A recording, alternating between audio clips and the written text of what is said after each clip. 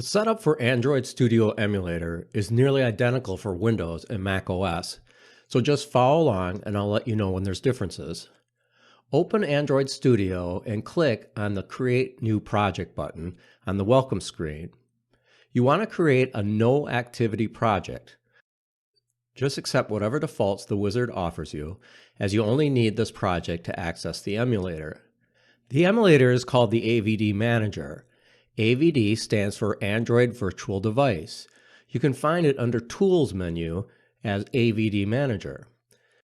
This is the AVD Manager. There's no virtual devices set up yet, so let's create one. Click on the Create Virtual Device button.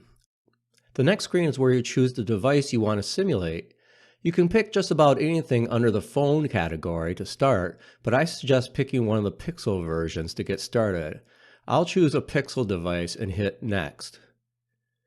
You may or may not see this screen labeled System Image. If you do see it, look for the item labeled Q, and if that has a download link, download it. In this case, Q System Image is already downloaded, so I can simply select Q and click to the next. If you have to download the Q System Image, be warned that it can take a while. The Q stands for Quick Boot, which means that the emulator will do a warm reboot when you restart your app rather than a cold reboot, which takes more time and isn't necessary for our purposes. Click Next and make sure the Start orientation is set to Portrait. At this point, if you're working on Windows, you may or may not see a warning text that says VTX is disabled in BIOS. If you get this error, then stand by. I'll provide instructions on what to do in a bit. Either way, click the Finish button. And there is your first virtual device listed in the Device Manager. To use this with React Native, it has to be running before you start a React Native application. So let's start it now by clicking on the Play button. If you saw the red warning text in the previous screen when setting up on Windows, you'll see this warning box telling you that the AVD couldn't start.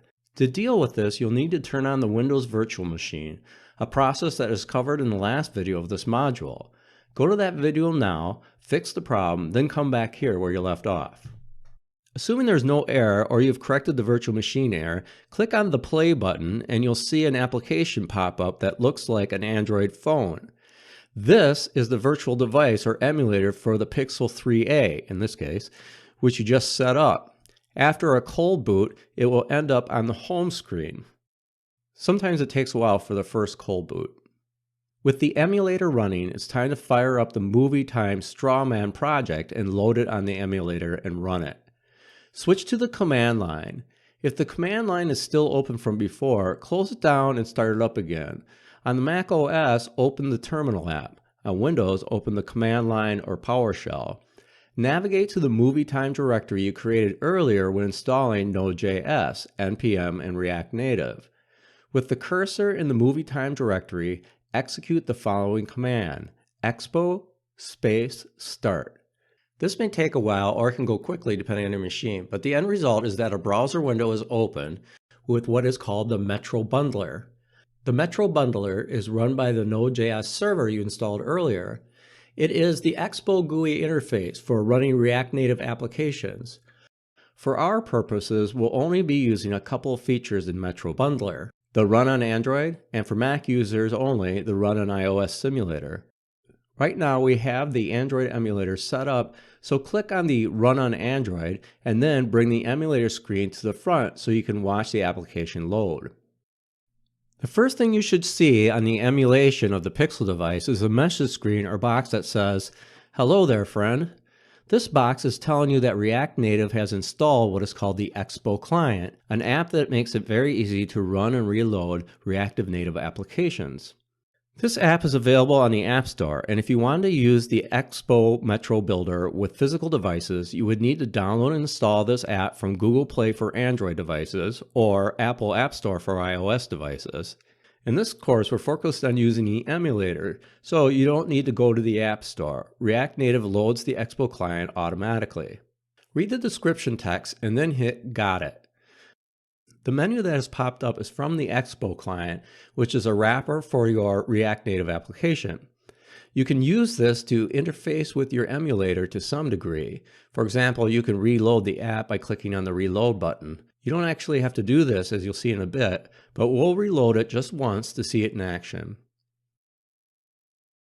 And there you are. If you see a line of text in the middle of a white screen that reads something like "Open up app.js to start working on your app," it means you did everything right and you're running the strawman application you created in the previous video. Any changes you make to your code will immediately be reflected in the emulator. That's one of the best parts of using Expo. Use the editor of your choice and open up the movie time folder so you can see all the files. I'm using VS Code in this case and simply pointing it at the movie time folder. I could do the same thing with other text editors. In fact, I'll use TextMake on Mac OS. You don't have to use VS Code. Regardless of what text editor you use, open up the file named app.js under the movie time folder. If you look at this component, which we'll be talking about in more detail in the next module, you notice the text in the simulator that reads, "Open up app.js to start working on your app," is produced by the application. Change that message in the code to something else. I'll change it to Yahoo. Now, save the code and watch your simulator. You should see the message on the simulator screen change to Yahoo. That's the change you just made to the code. The application in the simulator was updated right away. This makes developing code much easier because you don't have to restart the simulator or your Expo project every time you want to see changes. They appear as soon as you save your code edits.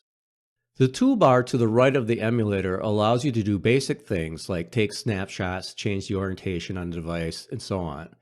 Clicking on the three dots at the bottom takes you to a more sophisticated set of options. There's a lot to do in this emulator, and it's outside the scope of this course to go into them in detail, but you can learn more by going to developers.android.com and reading the documentation.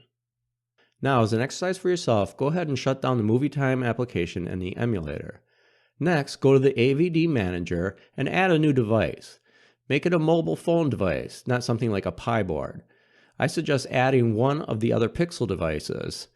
Do this so that you can learn how to add devices to the emulator.